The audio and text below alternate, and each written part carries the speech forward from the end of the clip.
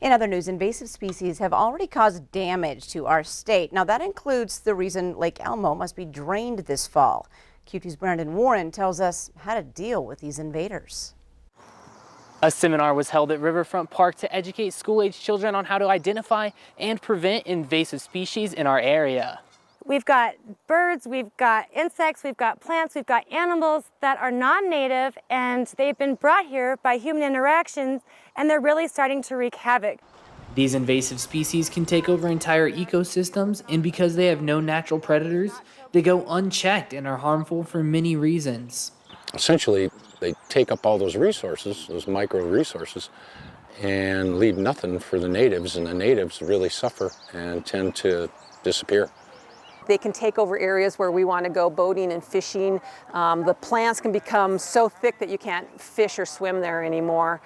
They could get into irrigation systems. They could get into hydropower systems. Identifying all the invasive species is nearly impossible, which is why the BLM has a free identification handbook. But even if you can't identify every invasive species, there's still a way to help keep them contained. A good rule of thumb is if you don't know what it is, leave it alone. Most of these species reproduce incredibly quickly, but that's not the only reason they're hard to get rid of. That's a real important part, is you have to find it to eradicate it. As you start to go outside more for the summer, the Weed District wants you to keep one thing in mind. All summer long, let's everybody think about play, clean, go. Go out and play, have a good time, clean your clothing and your gear before you go somewhere else, and then go have fun.